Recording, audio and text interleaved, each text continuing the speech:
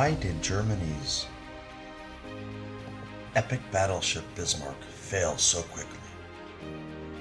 Was it inevitable that such a creation would be an immediate lightning rod for all of the Allied forces? Despite being the largest battleship that the Germans had ever built, the Bismarck's failure was expected by many. The ship itself was built to manifest German greatness in the eyes of the Führer, and to act as a motivational tool for the German public. The British Royal Navy boasted the world's greatest navy entering World War II, and despite losing over 50,000 sailors to the Germans throughout the war, the Brits had a considerable upper hand on Germany throughout World War II. Bismarck was an attempt by Germany to try and match the greatness of the Royal Navy.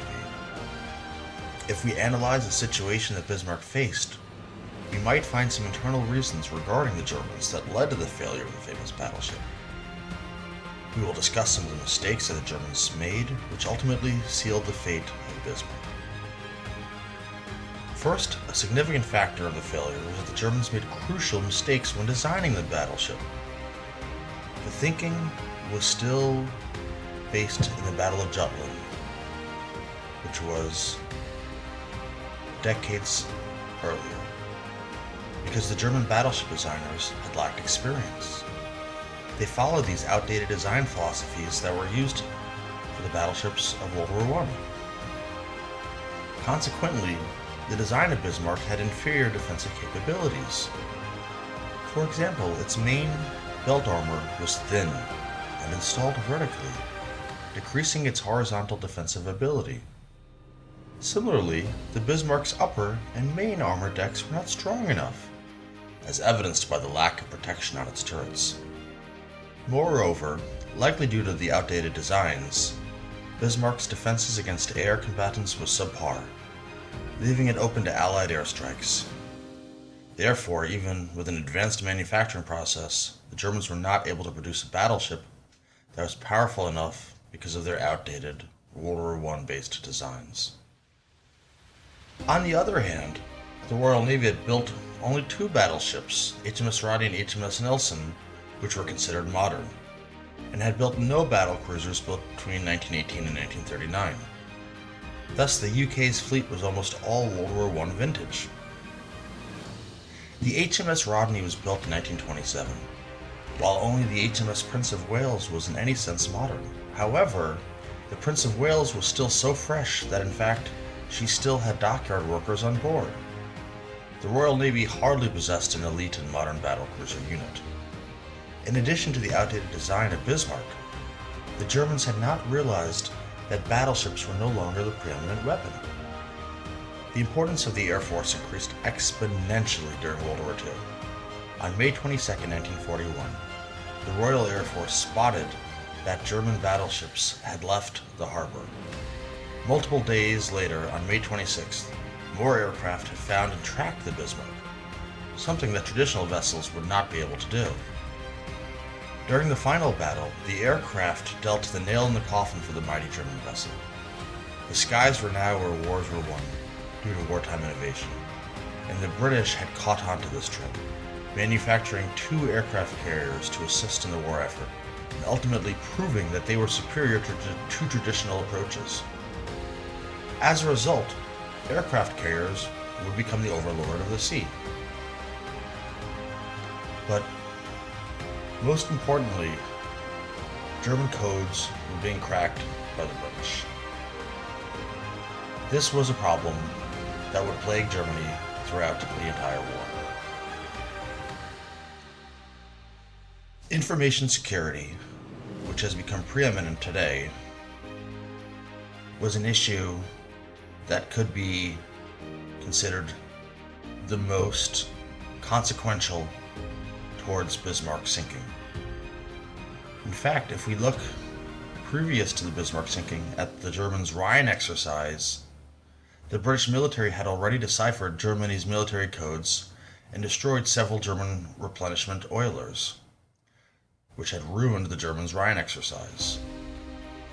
Then on May 25, 1941, after Bismarck was damaged on his way back to the harbor, a German admiral on the ship, Johann Gunther Lütjen, sent a telegram out from the ship to the military command.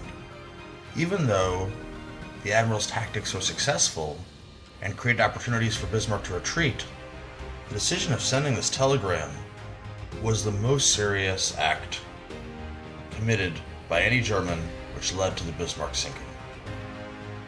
When the admiral sent out the telegram, he was too confident that Bismarck had already escaped the clutches of the Royal Navy, that they'd make it back safely to port.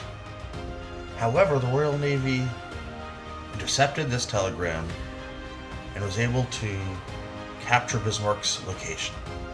Had the admiral never sent this telegram, the British military would have resorted to searching blindly on the sea by Navy and Air Force for Bismarck. Then Bismarck may have been able to retreat safely.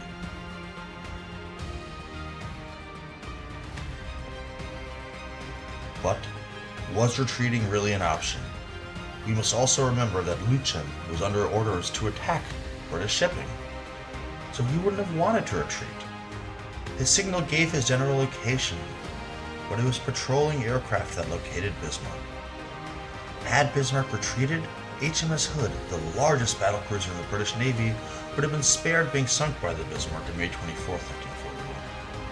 Hood was sunk in a matter of minutes, losing all but 3 of her 1,418 kilometers. The legendary battle between Hood and Bismarck was chronicled in Theodore Taylor's book, HMS Hood vs. Bismarck, the Battleship Battle. One more important mistake that the Germans made was regarding Bismarck's fuel. At the time, Bismarck was designed with a maximum speed faster than most of the British ships.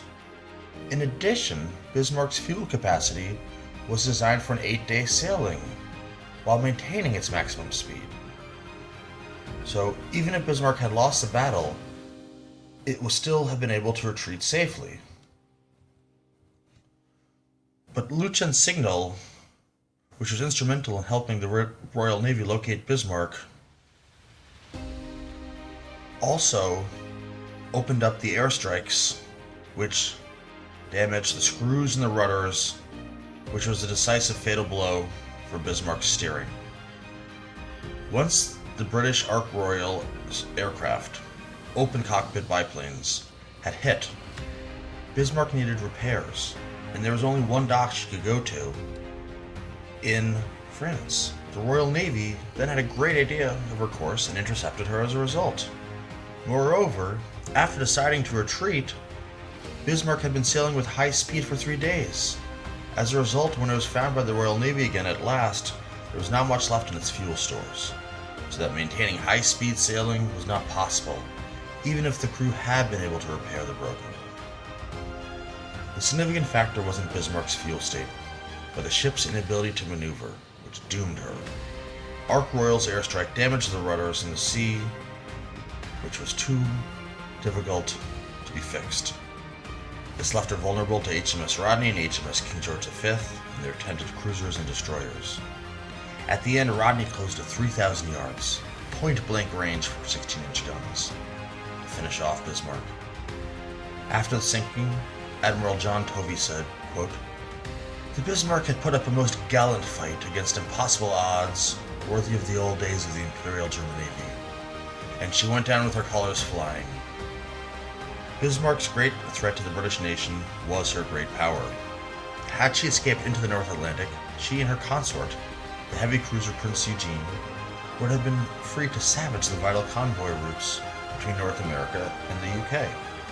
In fact, after close observation by the explorer Robert Ballard, when he found the Bismarck at the bottom of the sea in 1989, it was discovered that, despite being bombarded at close range, Bismarck was mostly intact. Quote, "A detailed underwater survey of the wreck in 2002 showed that the sustained close-range shelling was largely ineffective in the effort to sink the ship. The many torpedoes launched at Bismarck were almost completely ineffective, and the massive plating of the armor deck was also found to be virtually intact."